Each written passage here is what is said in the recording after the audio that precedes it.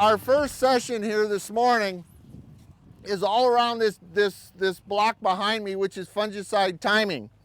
I just walked through and I looked at the timings that we've got, and they've got V5, application made at V5. They've got a V12 application, an R1 application, a V12 plus an R2, and then a V5 plus an R1. Which one's going to be best? I don't know. It depends. Every good agronomist, that's your key word. It depends, right?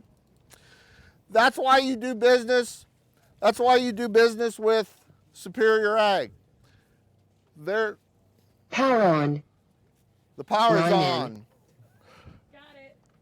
It's here. Okay, very good. This is why you do business with Superior Ag. They do this kind of work. They do this kind of work in your best interest. And at the end of the season, you're going to be able to see the results. What's more important is they're going to come to your farm. They're going to bring this data to you and help you determine what is the best application for your farm. I could spend an hour here talking about all of the advantages and all the reasoning behind these various applications, and you would walk away with one thing: confusion. And that's what you don't want to have. When you make these applications, when you work with these products, you want to be certain of the advantages of that. And that's why Superior Ag is here. So, the results behind me, they're going to depend on the year, the timing, the variety, the product used, and the amount of disease present. Okay? So there's a lot of factors that go into this question of fungicide timing. So, we heard back in the main tent here just a few minutes ago about technology.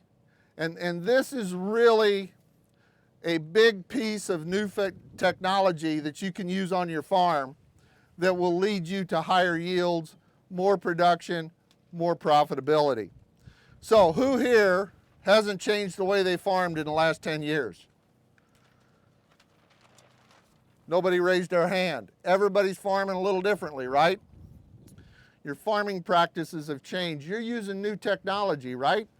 That new technology is probably leaving a lot of residue on the soil surface, or in that top 4 to 6 inches, right? So it's in that residue management piece that we've seen the need for fungicides go up over time.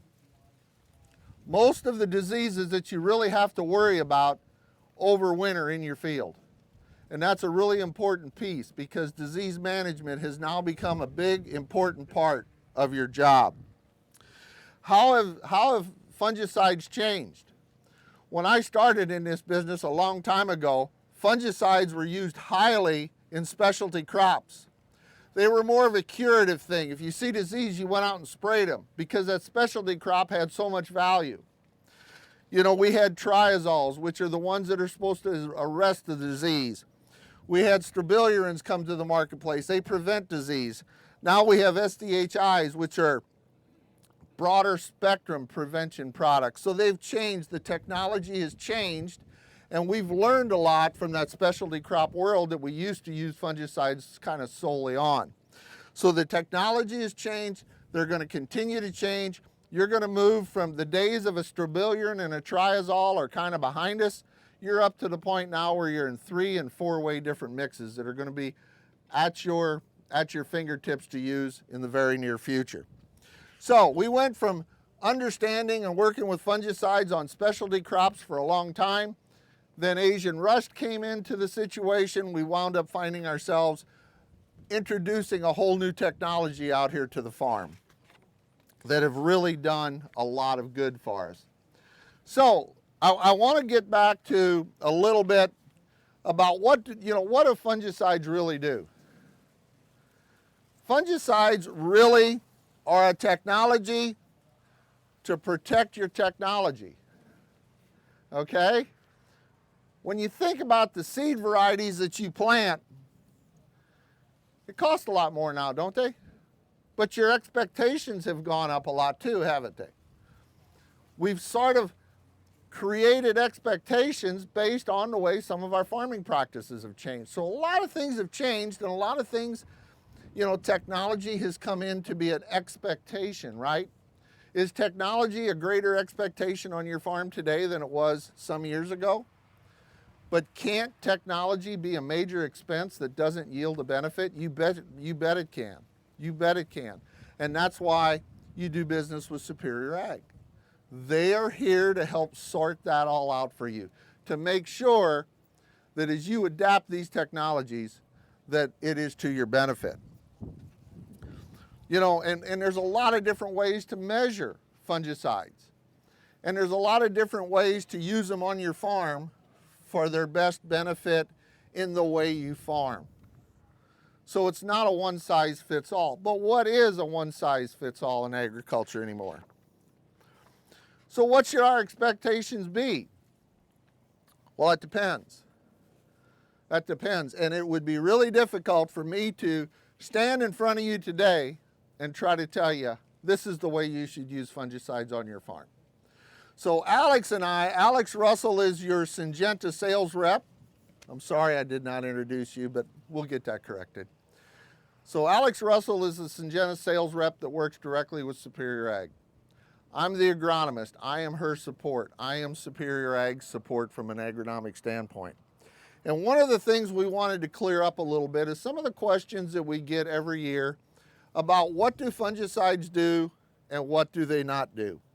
So when we look at some of the things that fungicides do not do, I want you to understand they do not harm the plant in any way, okay? When you apply a fungicide, your expectation should be that you are protecting that plant and you're improving and protecting the potential of that variety you've planted. So there's a lot of folks, we get a lot of questions, am I going to hurt my crop if I spray it now versus then? No, no. You know, you're not going to hurt your crop with a fungicide. The other thing I will say, and in the spring of the year when I do these meetings, the other thing I tell folks is fungicides cannot make up for bad weed control, for poor fertility programs, and those types of things. So when you make those decisions in the wintertime of your herbicide program, your fertility program, you're setting yourself up for the success of that fungicide application that you're going to do when that crop is somewhere going through the growing season, okay? So in other words, the other part of that is we get the question a lot of times, I want to wait till I see disease, or I want to wait late to spray my fungicides. The work has been done to tell us all, the data would show that we need to be proactive in disease control. We cannot take a fungicide application and bring a leaf back to life. We can stop it from getting worse, but we can't repair the damage it's already done.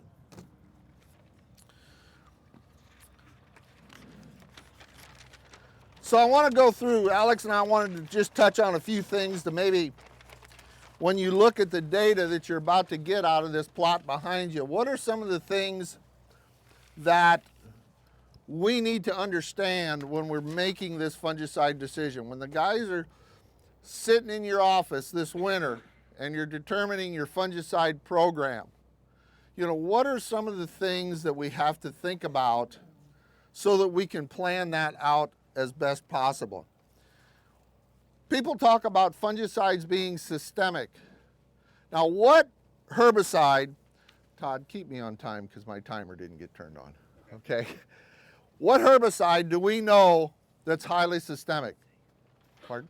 I say you got a minute or two, Zach. Okay. That's Roundup, right? When we talk about fungicides being systemic, they're systemic in the leaf. They're going, 5 minutes? Yeah. Sorry, I wasn't paying attention when you started, what time it was. Yeah, I wasn't either because we were dealing with technology. So when we talk about a fungicide being systemic, we're talking about it being systemic in the leaf that it gets on. You cannot spray a fungicide here and it's going to move into this plant and then redistribute itself throughout the plant, okay? That's a big thing when folks talk about fungicide translocation. We have to be clear about that so you're not being misled. What's another one, Alex? We can't turn dead tissue green again. So that's why in this trial, Superior has set it up in such a way to take a look at the different timings. And I'll guarantee you that we could go in here and you could probably challenge me on how effective each of these treatments may or may not have been. There's a lot of stuff that we've got to understand as we go through that process. Talk loud, Phil. Okay. The next thing is we should wait until late, once we see disease, to spray a fungicide.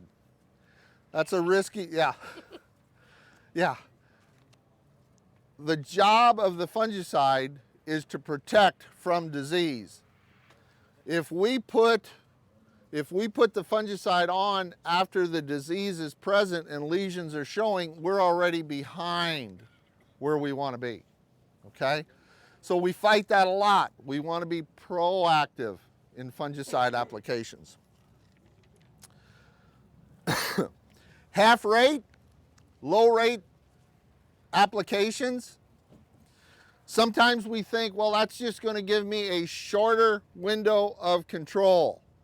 So I'll come back with another application later.